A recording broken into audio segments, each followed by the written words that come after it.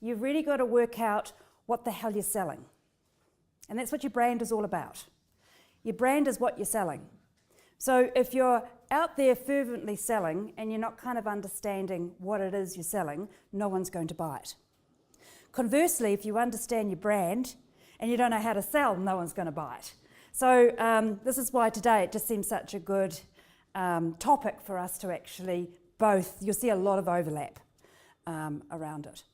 So I'm going to talk a little bit about brands, what it's not and what it is. And I think when we first started the seminar, we were really, really clear that we wanted to give you stuff that when you left here, you could implement something. You know, you could do something with the information that you got. It just wasn't another talk fest. So both Angus and I have made sure that literally there's some quick tips that you can take and go, yep, that was of value. I can go back to my office and I can do X, Y, Z. So the tips are kind of near the end. All right, any questions before we... Ooh, cool.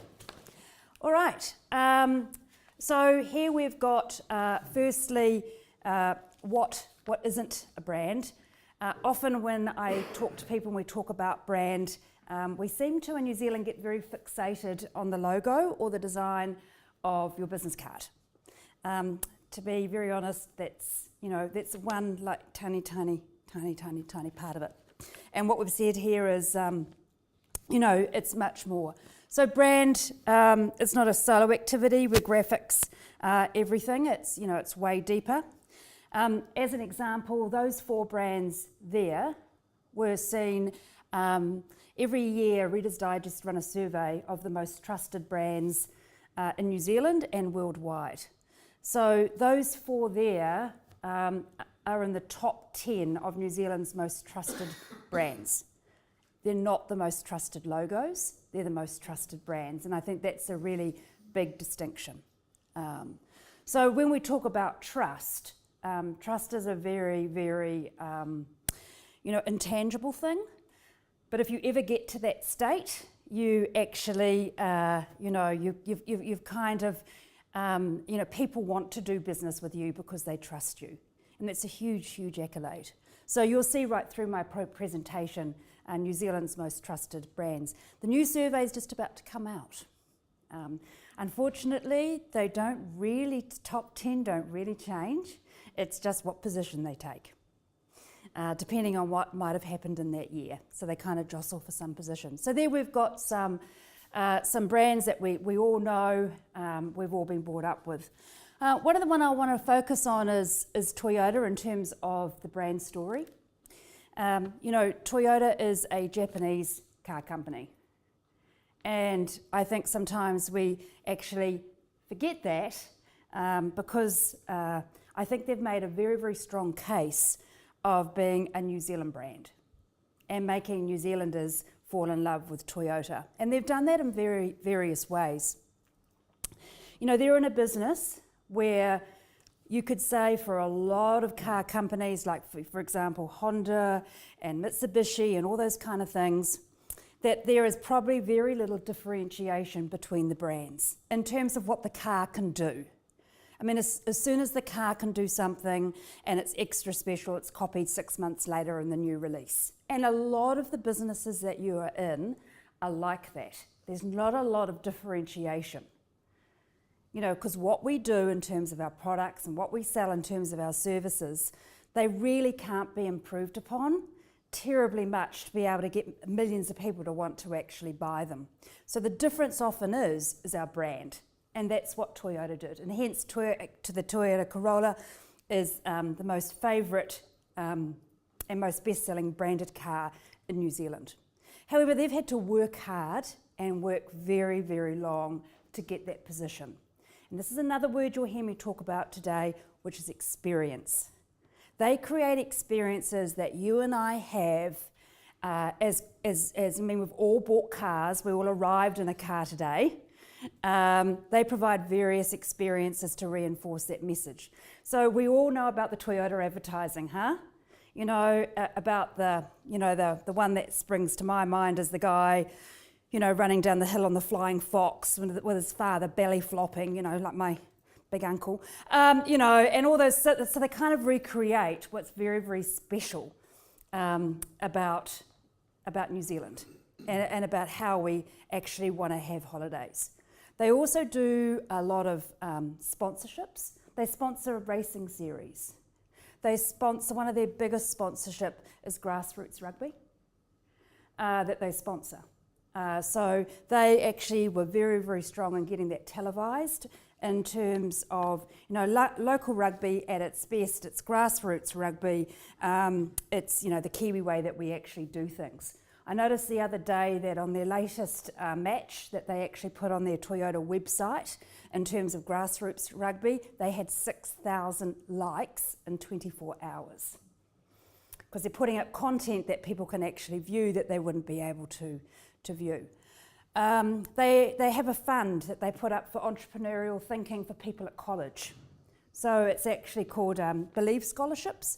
And if you're someone that's in college in your last 2 years and you have a really cool, innovative idea, but you have no capital and no support to take that to market, they provide a sponsorship for that. So all these things are kind of adding up as to, where you are, they want to be. And they want to actually have a lot of those touch points. And that's the kind of stuff that you need to be able to take a Japanese car company to become one that's a New Zealand brand and ultimately has an effect in sales. Kiwi Bank, initially, I worked for Westpac for a long period of time. Believe me, it's a damn hard business to be in. It's a mature business. You fight hard on the branded front because banking is banking, right? We all have bank accounts by the time we're 12. It's not like I'm going to sell you anything that you don't already have. And I think that, Kiwi Bank came along because it highlighted the word Kiwi. And there was something there that made it stand out amongst the other six that just desperately fight for market share and so forth. I think, again, thinking about some of the experiences, when I go into Kiwi Bank and I'm not sure whether I'm buying a stamp or a bank account, they've had some issues there. And that's because the experience hasn't been on brand. They've not actually shaped, and so thank goodness they've got a whole bunch more money now and they can actually, serve us better. So that's an example of something that launched. It was a very good brand, but the experience to follow wasn't quite there. Okay, so this is the love story between Whittaker's and Cadbury. So let's talk about what a brand is. And I think that, to be ultimately, it's actually an amalgamation of, everything that you actually stand for. So, if you think about ourselves, ultimately, I'm a brand. I kind of think I'm Rosena.com, and you all are. And one of the things I picked up is that when you start your brand, when you start your business, a lot of stuff about your brand was about you. Your personality was injected into the business, your values were injected into the business, and you probably didn't think too much about it because it just happened. The part is growing and still retaining that specialness is quite hard, So it does kind of stand for you. So, we've talked here about, your personality, your drivers, your values, your culture. So how do you turn Rosena.com into a brand that Energise can actually stand for in the marketplace? And that's kind of hard, but it does start with you. And it does really start with you asking some of those bigger questions that we're going to talk about. I've got here, a brand is a promise that a company will deliver to or be experienced by its customer. When the trust has gone and we're using palm oil to reduce cost, okay, it can absolutely destroy a brand. Because the bottom line is, when I wanted to experience Cadbury, the ultimate point of experience and delivery wasn't there. And I think the very, very sad thing I remember reading in 2009 was the New Zealand managing director at the time wrote a press release and he said, "We hope Kiwis will forgive us." Well, I think ultimately Whittaker's is actually New Zealand's #1 trusted brand. Has that happened because of the demise of Cadbury? I'm not sure. But that's what happens when trust is gone. And it has a relationship with sales. Cadbury has never got back to that point that they were at that point before the palm oil crisis. And we're talking about 2007. Because all the things that we wanted to think about Cadbury, all the things that were hold dear to us were gone. And the trust was gone. And again, I am using these examples here because, again, these are the top 10 brands as well. You know, I don't know what that says about us. We smell, we take pills, and we eat ice cream. I'm not sure. But they were all, you know, in it. You know, why is a brand valuable? You know, why do we bang on about all this stuff all the time? Well, you know, for businesses, it's the security of future earnings. As I said, you know, for a lot of us, we can't differentiate on products. You know, we can't make our products or our services, a lot of them, you know, they're a commodity. And so for people to go to choose you over someone else, it's often because of the brand. I actually want to deal with them rather than dealing with someone else. So it's often the brand that actually makes the difference. For customers, it's the delivery and promise of an experience. So, you know, if you have a brand, I know what I'm going to get. I know I feel assured by that, and I'm going to actually buy into that. If don't know what I'm going to experience because you haven't bothered to take the time to tell me in various touch points, I'm probably not going to do business with you. Especially if I have a choice. And believe me, customers have more choice today than they have ever had. Through globalisation and the internet, people have choice, they have knowledge, and they have become more demanding than what they ever have been before. You know, it's a business asset, and you know, and and like all assets, it needs investments in the future. I want to be really clear here, though. You don't need a lot of money, to work this stuff out. Your best thing to do is to work out what the hell you stand for. Then think about what you're going to invest in. If you're not sure what some of the things, and I'm going to give some tips and tricks around that, if you're not sure what you stand for, then what happens is the public will decide, or your customers will decide for you what you stand for.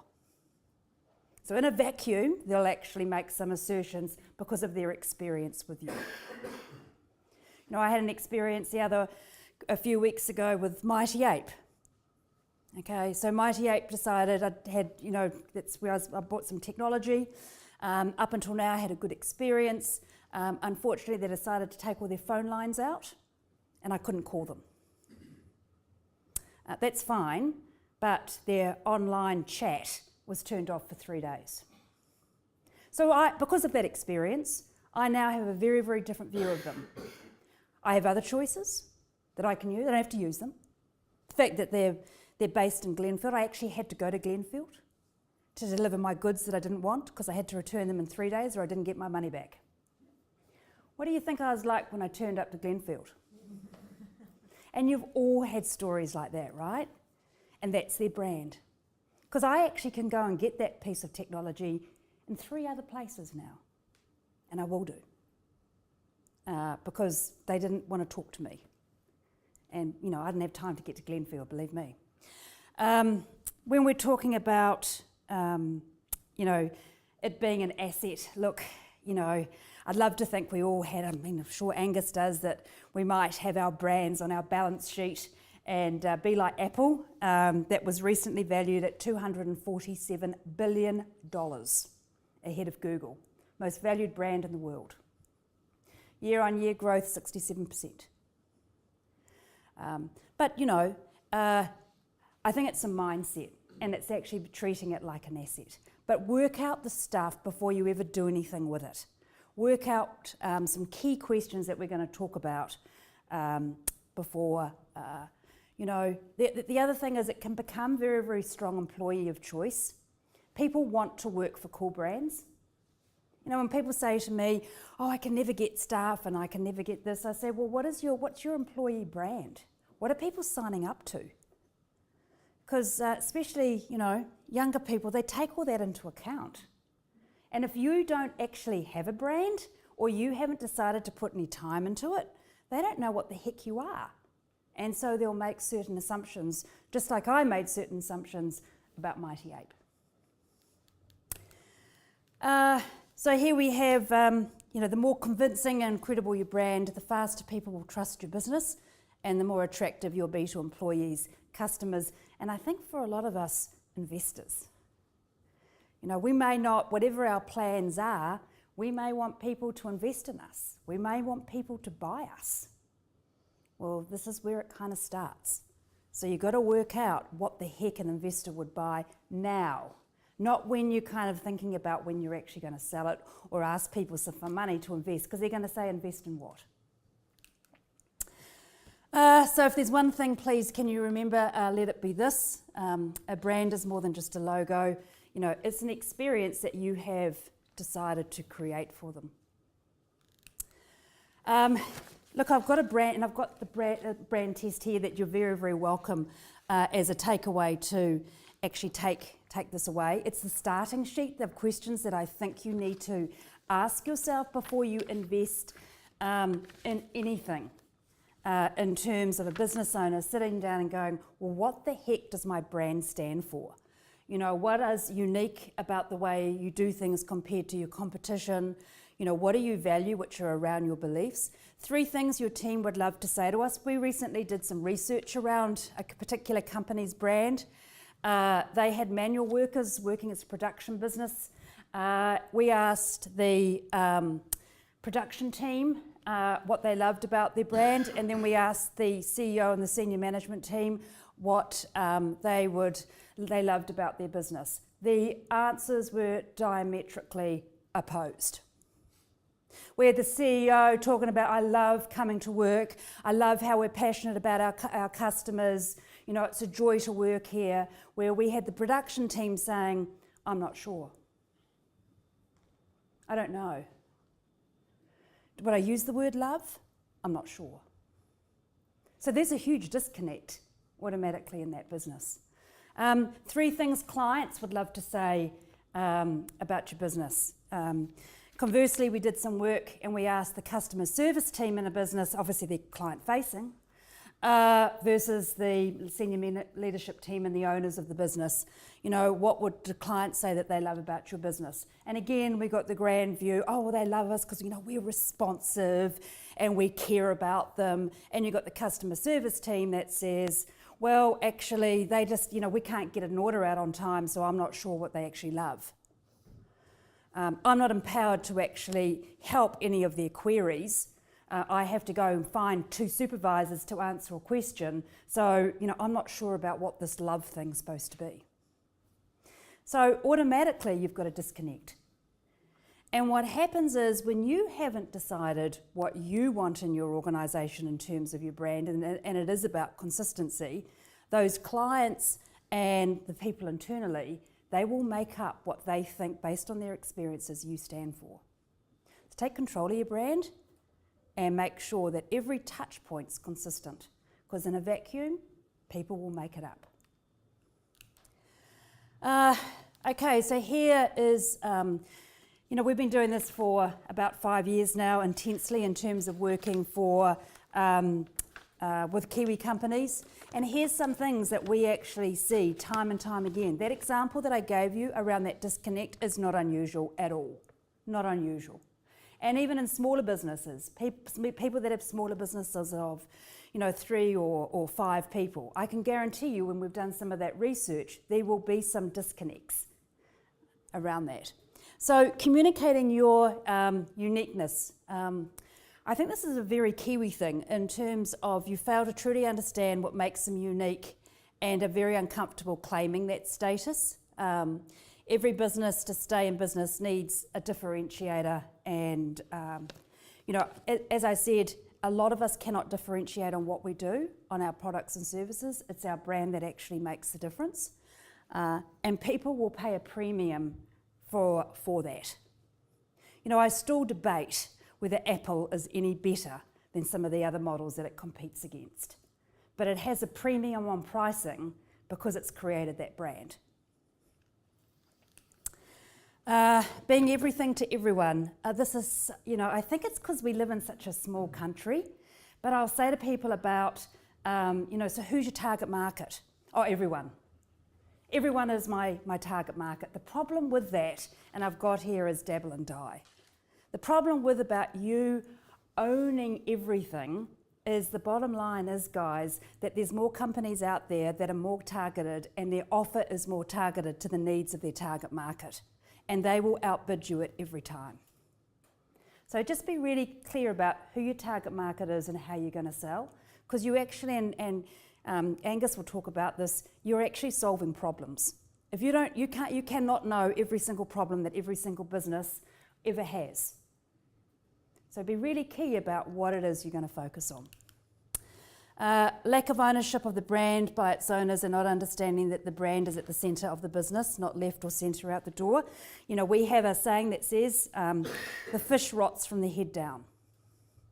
And all of you are at the head.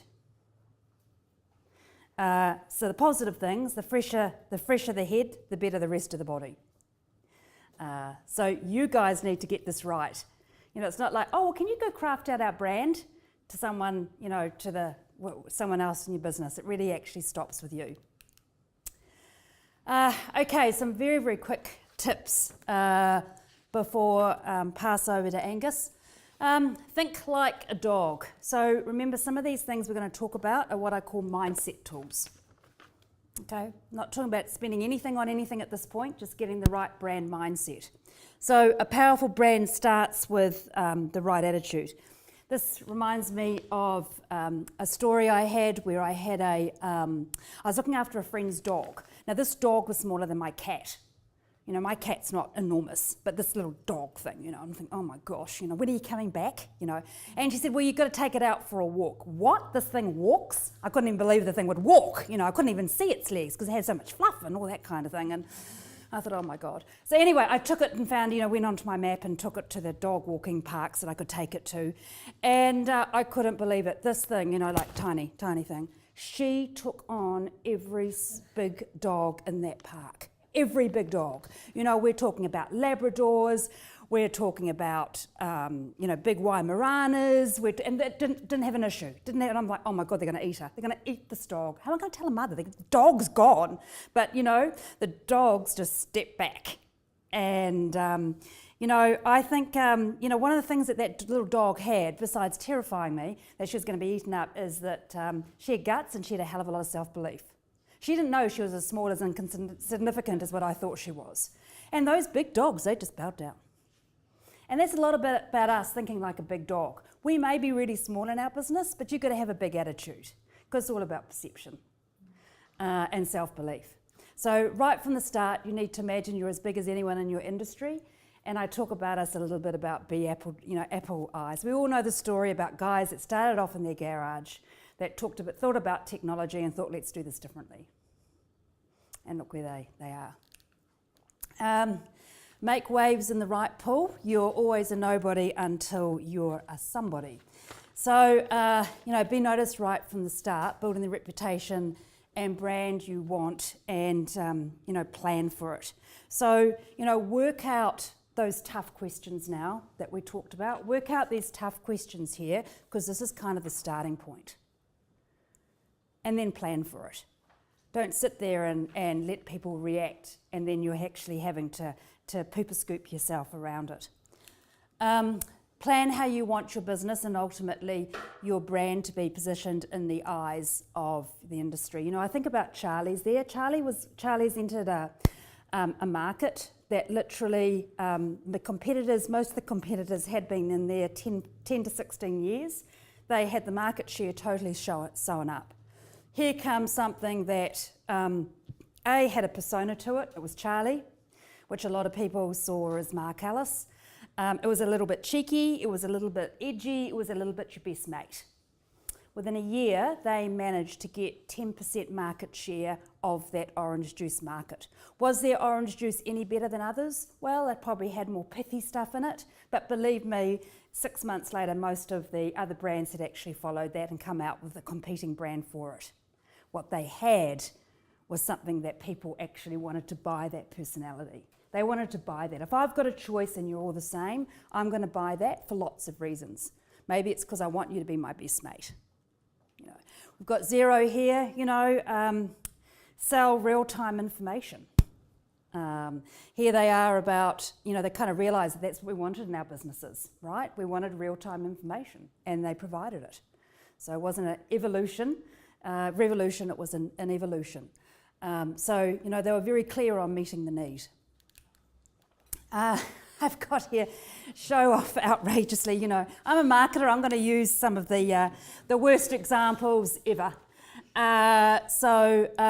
You will not establish best in class by blending in with the wallpaper. Look, I'm not a great, am I a great fan of hell? Whether you like it or not, they're just pizza.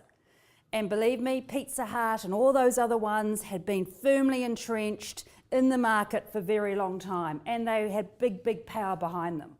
Hell came in incredibly undercapitalised. So how are we going to do it? Pizza is pizza. Yeah, we can have a square pizza, we can have a round pizza, we can have different topping. You bring that out, 2 weeks later, your competitors have got. So they've got a really, irreverent, cheeky brand. And they're as cheeky as hell and they're as consistent as hell. I go into their store and, I see all the cheeky, little bits of things that I can read and, the hell and back. And, when they said they were going to do, sponsor Buckwheat, there was all this furore around it. How can you sponsor Buckwheat? You're a devil brand and all those kind of things. And they call their pizzas all different names. And but that's how they made it, right? That's how they made it, by having a brand that was incredibly on the edge. I would hate to be looking after their PR. It would be an absolute nightmare. But their sponsorship, their PR, their in-store presence all adds up to actually saying, well, that's the brand I'm going to eat tonight. Conversely, when you're on that edge, it might be a brand that you say you're not going to eat tonight. Be an expert. People buy from you all the time. They buy from you because you're really good at what you do, and they think you're pretty good and they think you're pretty right. So why not,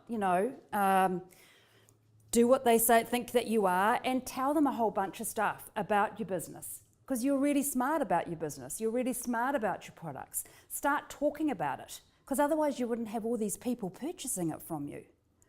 And I'm often stunned by how many people are saying, what do I talk about? There's a million things you can talk about because you're successful, because you're selling stuff.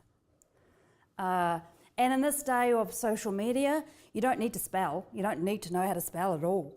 So I say to people, just make lists. Set 9 things that you need to know, 6 things that you need to do, and get it out there and start getting it out there and start getting people to understand about your brand.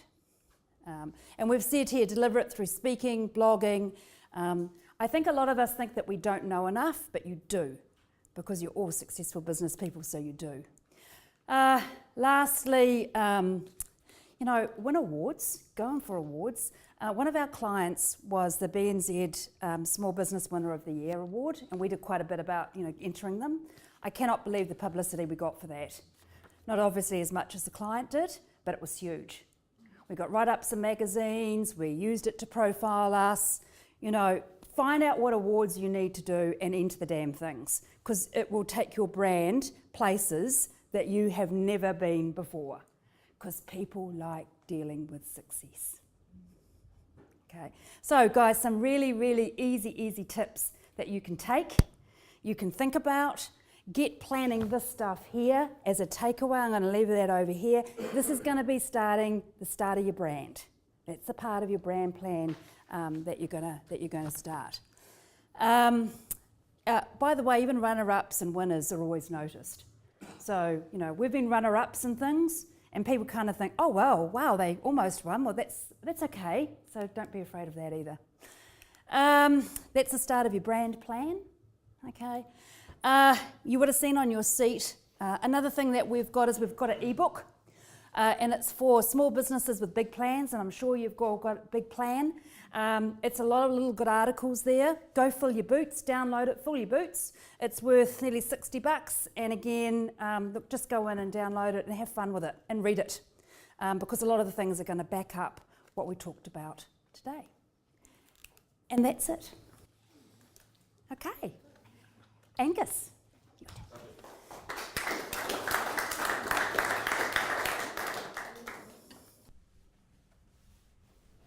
Who rates that guy Tony Robbins when it comes to sales? You do? No, I'm nothing like him, I'm sorry. Well, I thought I'd better ask. Today I'm going to talk about growing your customers, and I guess the interesting thing is we're talking a little bit about unique selling points there, and I'm not sure if it's a genuine unique thing, but I guess what I try to do differently at Generate Accounting than other accountants do is concentrate on the top line of the P&L, in other words, the revenue that's coming into the business. Because for most of us in small business, our costs are static. We can't shrink them at all. They're already cut to the bone, and basically the only way you can grow your business is to bring in more revenue.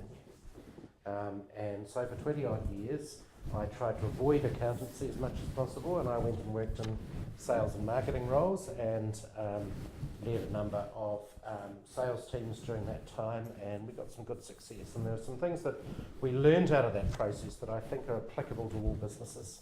So I just thought that we'd take maybe 20 minutes and just go through some of those things this morning, that quick wins for you that you could perhaps build into your day-to-day. Oops, that is quick. There we go. So Rosina talked about differentiation, and I think this is absolutely critical. So it may be that something that you're doing in your business is not absolutely unique, if you want to be true to the word unique.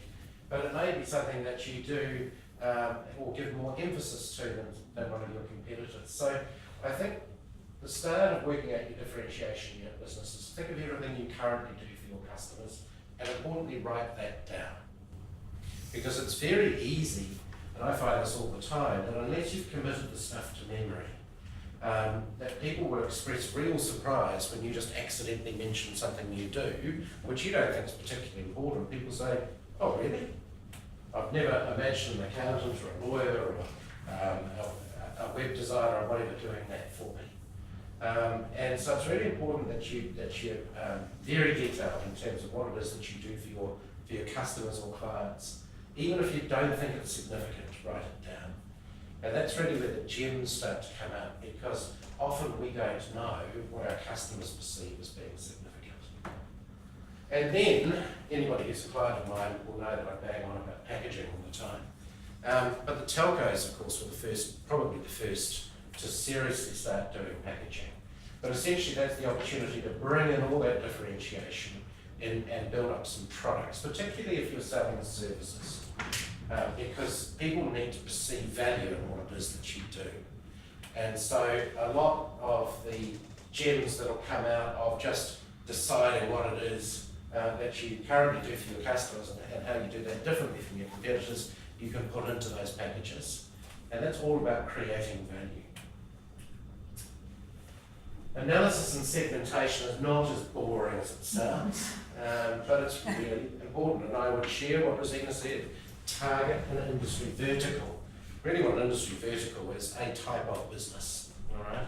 So rather than using a shotgun approach and hoping like how something's going to hit, that's really like starting out and saying, I am going to target this list of businesses in this common category. That's got a key advantage if you're becoming intimately aware of the specific challenges that people in that industry face. And so you can say things to them like, actually it's funny you said that. I was talking to somebody the other day in your industry, a competitor even, and they were saying exactly the same thing. And they found this. Is that something that you'll find in as well? And so you become knowledgeable within that industry, and by default you get credibility out of that. Essentially becoming an industry expert. Lists of those companies are really easy to come by these days. Take those for Google. So typically there will be associations, there will be trade groups, etc., where you can get lists of people. But the important thing is to assemble a list and work the list.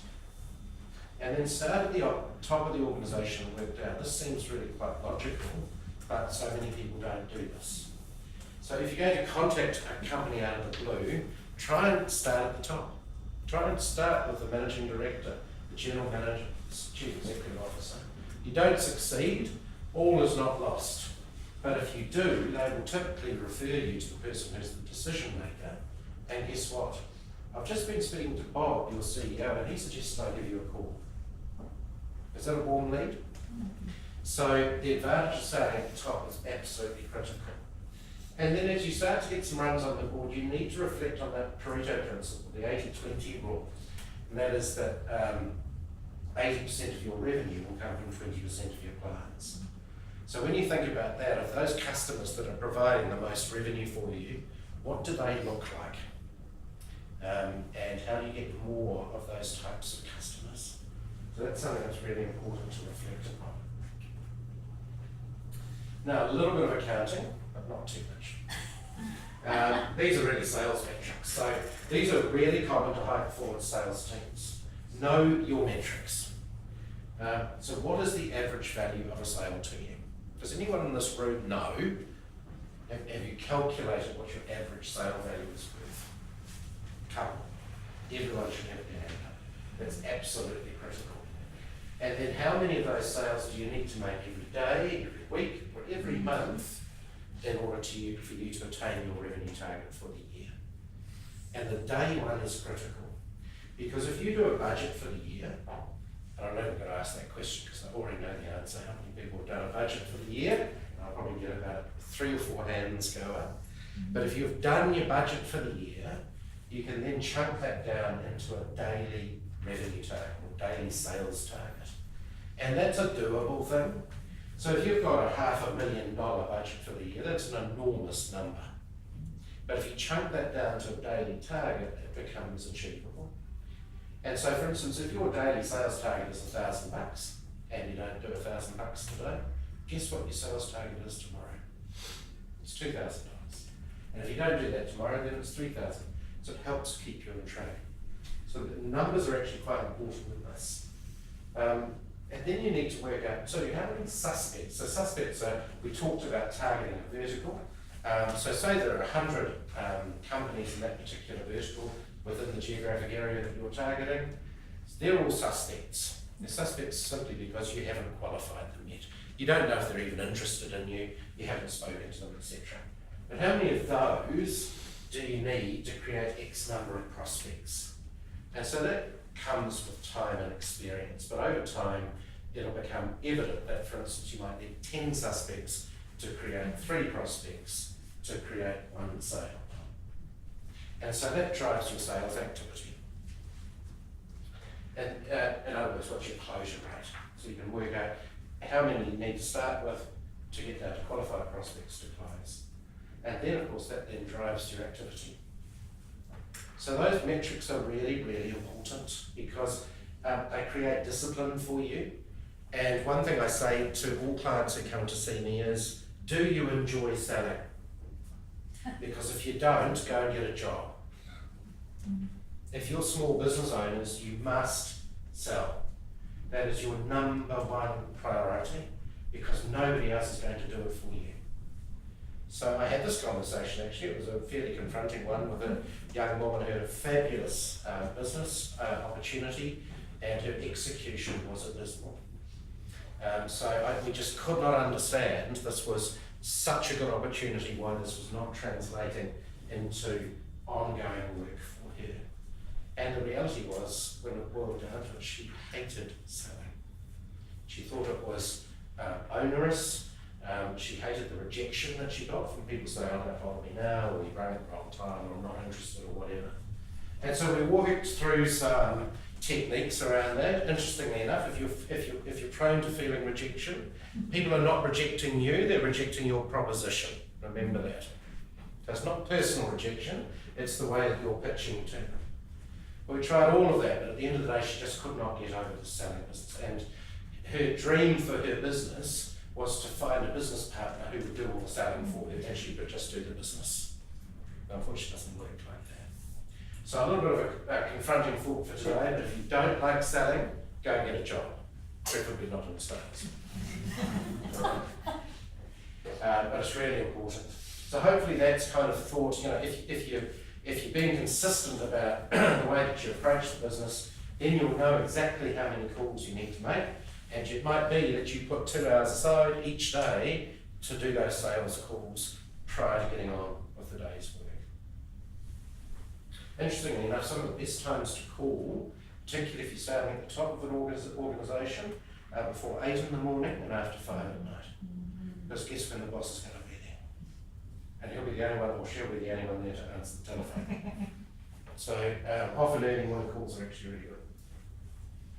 Best time to contact me, by the way.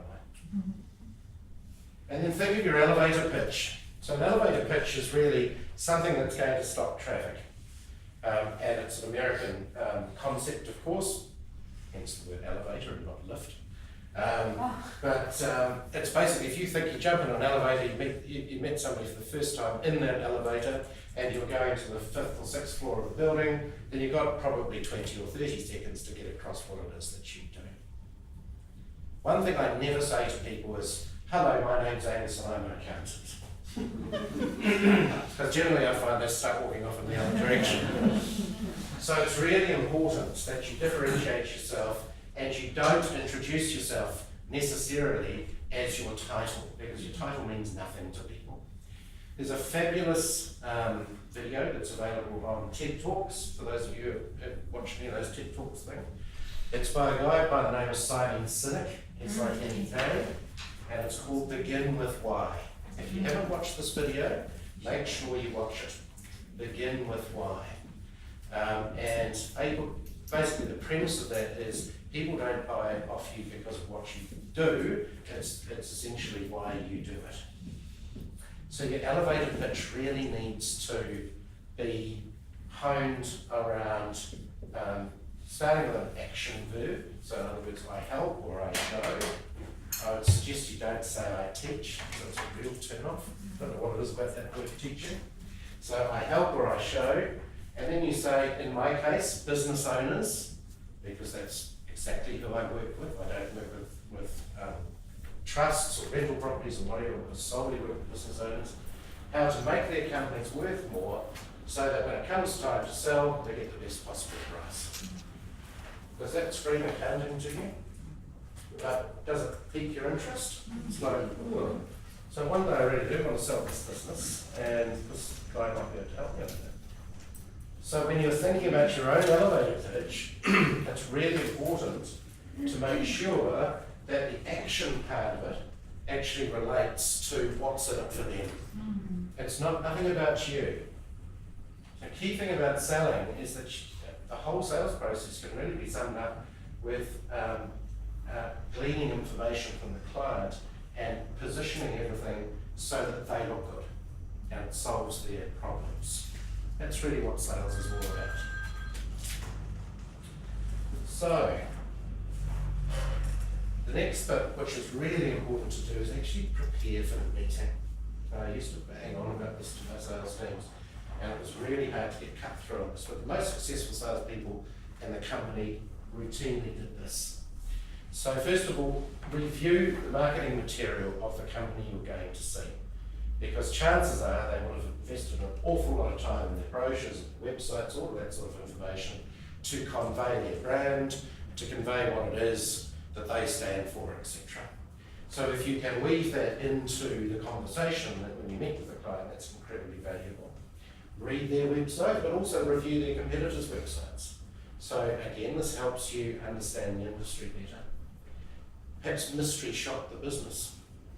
So if you're selling into, if you're wholesaling products, for instance, then go and see your potential clients' businesses, understand how they work, how many people are on the floor, how they position their product in the market, all of that sort of stuff.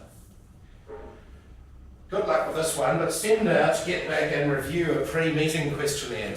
We send out a questionnaire to our accounting clients, and we struggle with this one, but it's actually quite important to doing their accounts. But if you want to try it, go for it anyway. Certainly research the trade organisations, and most industry verticals will have a dedicated sort of group that looks after their interests. And an absolute no-brainer for me is read your client's LinkedIn profile. Most people are on LinkedIn now, and it will tell you an awful lot of things about their background, educational history, sometimes even what schools they went to, which might be the same school that you went to, etc., etc. I imagine Facebook's in there too. One of these days I will promise you, I will join Facebook. When I work out what it's for. And then search third-party articles in the media on your client's industry. So be up to date, be current. Fascinating, I was reading the other day, even if it's not fascinating, it's always fascinating. It's fascinating the other day, I was reading that, in the food industry that you happen to be, this is a real challenge, are you facing that sort of thing? So you've invested some time to actually get to know these people.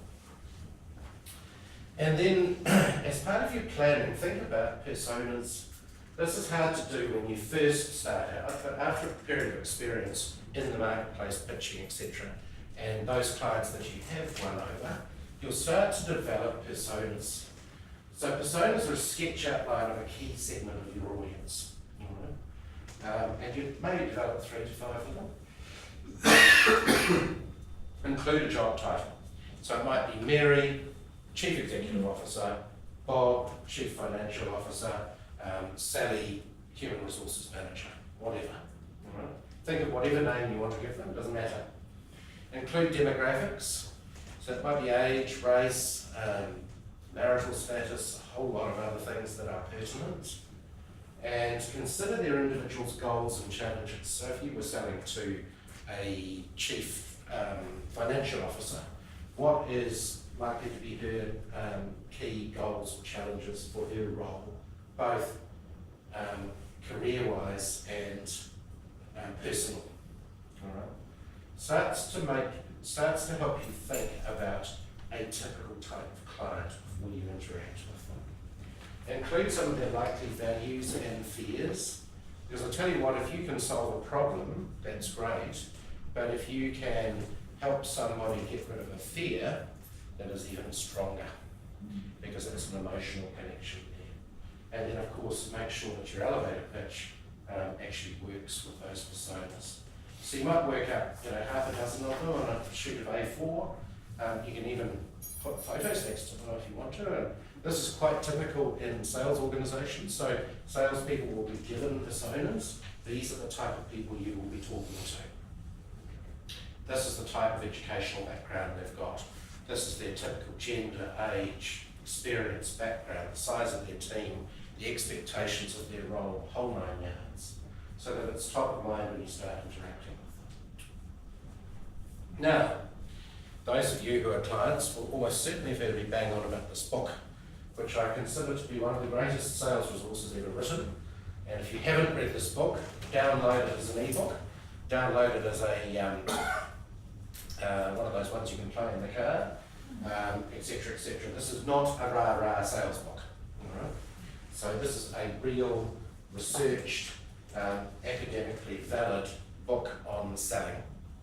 The thing that really gets my goat about the tertiary sector in New Zealand in commerce is that you can go and do a Bachelor of Commerce degree in marketing, you can do a Bachelor of Commerce degree in accounting, in management, in IT. Why isn't the one in sales? It's the single biggest area for business success. If you get it wrong, the business will fail. So this is probably the only book that I'm aware of that actually did some research about what works and what doesn't work. Admittedly in America, but a lot of the learning there is directly transportable to our own situation. So spin selling is an abbreviation rather than an acronym. SPIN is situation, problem, implication, and need payoff. And those 4 things, if you keep those top of mind when you're having a conversation with somebody, it becomes a system or a structure by which you can actually engage with somebody really successfully. And the more you practice these techniques, I believe me, the more effective you're going to be. So let's step through how that works. So essentially we as sellers or business owners, we ask a whole lot of situational questions. Now, the most obvious situational questions are, tell me more about your business, or tell me more about you. Because people would like to talk about two things primarily, either themselves or their business, or both. So essentially those opening questions are all about building rapport, but they're also about you gleaning specific information or insight as to how that person thinks and feels about their current situation. And then you move down to problem questions. So from that situational, there may be some signs in terms of the way that they're conversing with you, that they've got issues in a particular area. So the problem questions are essentially trying to identify what the problems are in the business. And they're called problems, they're not issues. Right? Got an issue? Here's a tissue. These are problems. So they've got to do something about these. All right? And that's your absolute priority, to tease those problems out. What is it that we need to do to solve here? And then to try and get them to reveal those implied needs. In other words, I really need to solve this problem, which leads to some implication questions. And implication questions are really along the lines of, so you've told me this is the problem, what's it going to look like if you don't do something about this problem? All right, so you're getting the client or the customer to tell you what it's going to be, what it's going to feel like for them, and it's an emotional response typically, or it could be actually as blunt as, I won't have a job.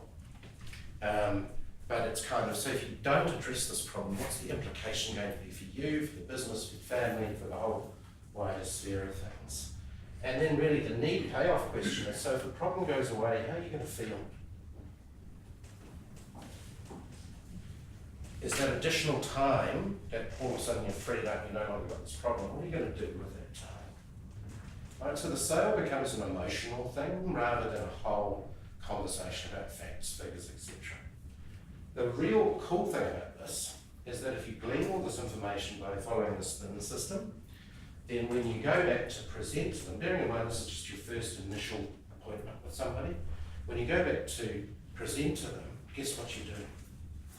When I met you last time, you told me a whole lot of things about your business, and you told me these were your problems, and you told me what it would mean if you didn't solve these problems. But the great thing is, with my product, solution, service, whatever, by solving those problems, I'm going to help you feel what you told me you would feel. All right? So it's a really cool system. Basically, you're gleaning all this information from the customer or client to enable you to tailor a presentation next.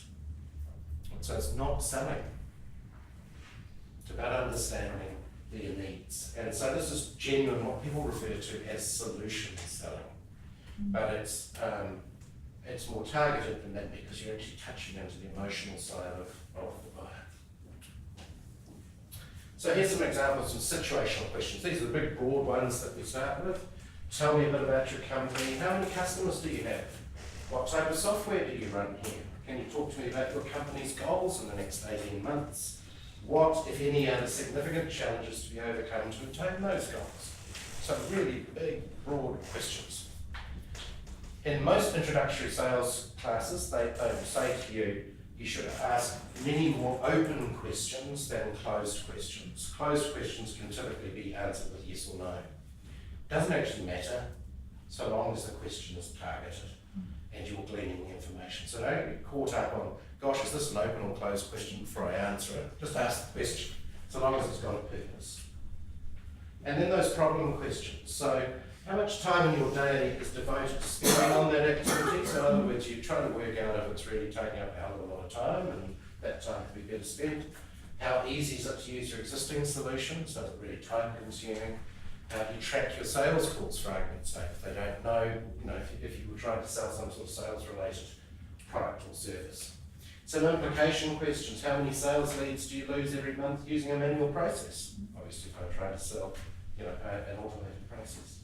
How long does it take you to search for in the email system to find your old communications? These are sort of IT-related questions, but they will apply to your industry differently. How much time is wasted with dissatisfied customers? If you've got a problem with people leaving them, churn, etc. in the business. How costly is downtime with your existing plant and equipment? So these are all the implication questions, teasing out that information. And then, so if we could minimise the amount of your lost leads by say 10% each quarter, how much additional revenue would that bring into the business? So you're starting to tease out the answers out of it now. And it's a little bit naughty, but you're just going to regurgitate this all back to them when you do the presentation. Starting each sentence with, when we last met, you told me, and you indicated to me, etc. So you're effectively going to feed this all back to them. What efficiencies would you achieve if you could connect all your branches to the same network? If you could reduce your downtime by 20%, what impact would that have on your gross profit? So you're starting to tease out of them some of those, what it's going to feel like. But it's so powerful because when you actually do the presentation, it's not a generic presentation, this is a presentation I've done 100 times before, but it's actually last time we met you told me this. So next steps, ban fan, that's very important, that's your word for today. Remember ban fan, book a meeting from a meeting, alright, that's ban fan. Prepare your proposal from the notes, tailoring it to the client's specific needs, identified from your spin session, so write them down. You can write them down while you're in the meeting, it's probably even better if your memory's anything like mine. Ensure you include any promises you made during the meeting. I'm really guilty of this. People ring me up, I sign them up as a client, they come on board, and then they ring up and they say, oh, you promised me this when I met with you. I said, Jane. So write it down, especially when your memory starts to fade. Remember to link any features to the benefits identified in the spin process. Alright. And linking, if you need help linking a feature to a benefit, use 3 words, which means that. Alright. So this feature, which means that benefit.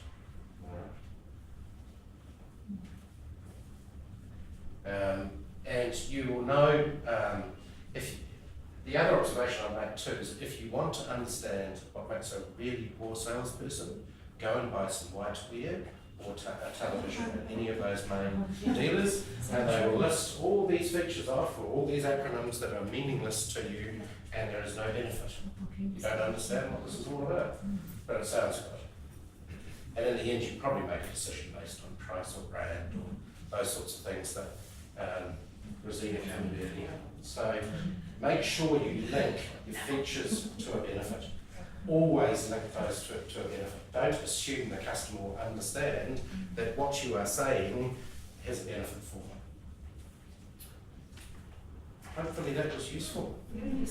Are there any questions?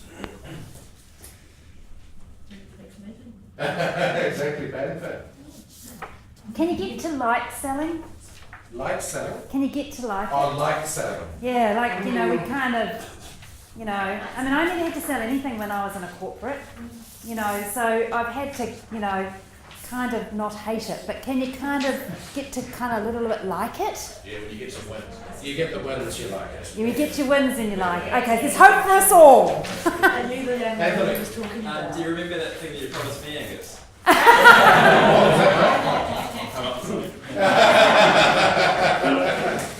Excellent. You're going to do the selling for them. Yeah. So you're super fast, but I mean, if you're going to invest some time, get a copy of that book. It's about 20 years old now, so I don't think it'll be at the bookstore, but you can get it off Amazon. I checked that yesterday. It's called Spin Selling. It'll take you all of about 3 or 4 hours to read it, but it'll be one of those books that you constantly go back to and think, oh, what should I have done here? That's one observation I would make, is actually your most valuable sales interactions are the ones that seem the most hopeless. That you made the most mistakes and you forgot to say this, your initial engagement was with a client wasn't the way it should have been, all of those things, because you learn out of that. And the one thing that I've always learned from selling is that it's always the prospects that you go and meet where you walk away from that meeting thinking you haven't got a token hand of winning that business, that sign up with you, and the ones that you think, yeah, nailed it, you never get back from again. Don't know how that works. When we were setting up these seminars, Angus said he was going to talk about this, and he sold it to me as well, about the spin. And so I thought, well, I better, get into action here. And I've got things a bit on the internet, so I've got some stuff. And I thought, well, I'll put this into action, which I did a couple of weeks ago. And I think the thing that it did for me, and I mean, you know, we've built a pretty good business. I haven't been hopeless at it, but it's been incredibly intuitive. This gave me a structure. It gave me a structure that I went, wow. And then when I actually went back to propose to the client, you know, that one that you said you went through the things, it was so good because it kept me on focus that I've answered the right question while tapping out the proposal, you know. But it also meant they bought into my proposal a lot more because it was about them and their issues that I was about to solve. So it kind of had this burning platform to buy what I was offering. So yeah, really, you know, as I said, I've just picked up a few pieces on the internet and read about it, but it's very powerful. And as a novice, yeah, it gave me a structure and it was great. And you know, hopefully I'm bringing the fish in. But I don't think I'm a Big Bang fan, right? Have you got any tips or tricks for staying motivated in sales also? Because running a small business, it's very easy to go, I need sales, 100%, and then you get busy, and then it's the sales of things that you know sitting there, but you keep looking at all the other things that you enjoy doing more. That's right. So There's another book tips and tricks for staying motivated. Another book called The E-Myth, which was published about 15 years ago, and that is exactly on that problem. So, and it talks about people who are technically very adept at what they do. They see their boss making a lot of money, they think they can go out and run the same business, and then because they've been fixing a particular widget for 20 years and become really good at doing that, then they get distracted by all these fun things that they've never done before, like marketing, or God forbid, bookkeeping and Xero, those sorts of things, you know, and so they go off and play in those areas. In terms of keeping yourself motivated on track, for me, what I always found useful was some little expressions that I used to have these, when I was in sales, I used to have them written on my computer. I remember one quite vividly, which was, if it's going to be, it's up to me. Can I make another comment on motivation? Yeah, Because I have the opportunity to. A great business coach will help you find what makes you tick and help you stay in that sweet spot of motivation. Thank you. That's my own little, I'm taking that opportunity. Thank you. And sometimes you do need that external input too.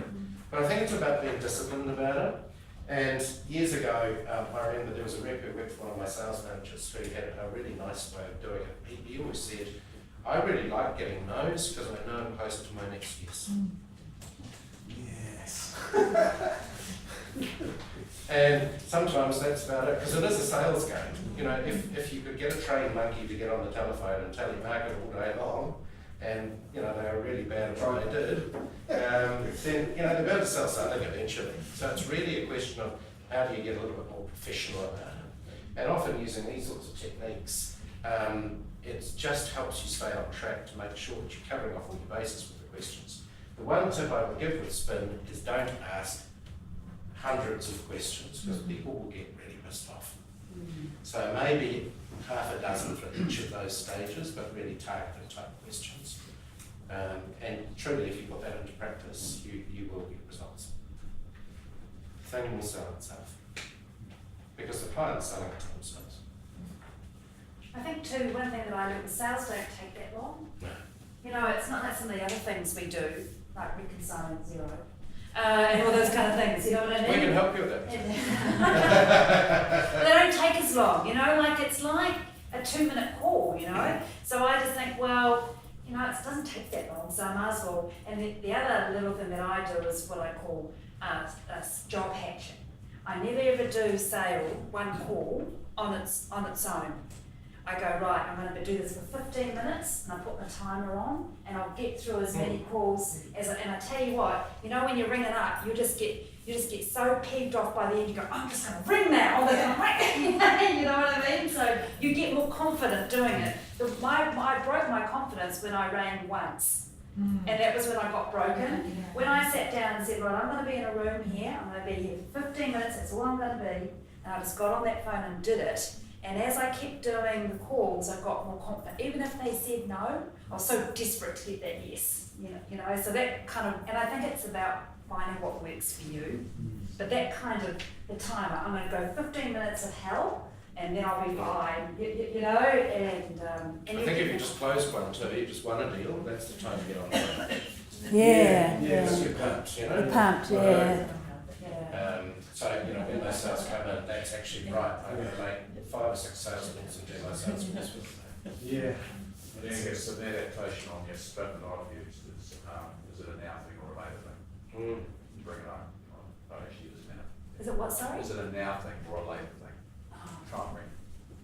Because I just go back to the way I started the session this morning, and that is, as small business people, the only thing you've got any real control over is your revenue. It's a motivator. Yeah, but it can't be the only motivator, because it does, you do become number focused then, and then you lose your brand. Yes, yeah, you've got to be measured about it. But hopefully it wasn't full of numbers anyway. What's the balance between cold calling and networking? No, that's a really important point. So one thing I would commend to you all is, if you're not already part of a networking group, to be part of a networking group. Because even if you don't win business out of a networking group, there will be a whole lot of people around you that struggle with the same issues. But I think they're well worthwhile. To be honest, they're a slow burn, so I'm not sure there's a huge merit in going around various networking groups. Most of them say you can visit a couple of times without joining. And I know there's these people who do go around hunting around the various groups. I'm not sure they win much business out of it. One of those things you've really got to invest a couple of years into. But there's no substitute for direct calling. So I don't want to upset anything unintentionally, Rosina, but the single most effective way of making a sale is to telephone somebody and arrange a meeting. Email is an absolute bloody cop-out, and if you think you're going to make sales out of sending emails out, abandon all hope. It's really good to send out newsletters about your product and services and what have you that are relevant to the client, that they might be interested in reading, but just the untargeted emails, it's just click, click, click. You've got to say no to you, eh? Yes, yeah. And the other cool little one that I'll give you too is, if you're in a more generic sort of you're selling a more generic product and you've just closed a sale on the spot physically with a customer in their premises, go and knock either side, because they'll know that customer. Just say, look, I'm really sorry to interrupt, I haven't got an appointment or anything, but just next door, just closed the sale for this person, would you be interested? There's all sorts of simple tricks. And of course, all of that information, as part of being a generated client on an ongoing basis, is free. It's part of our value add. Did you like that? Thank you, Rosina.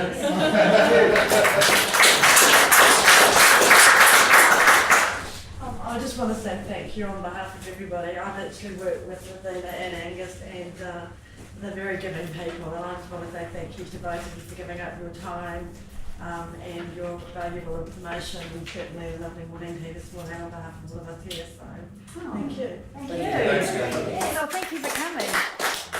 I mean, the sun's out. When we came into the car park, you were in the dark, right? So hopefully you're going out in the light on lots of different levels. So look, there's lots of things that we'll send these to you next week on the video. You've got the ebook, you've got some brilliant stuff that Angus has talked about. So I guess it's go forth and multiply. Thank you for coming. Thank you.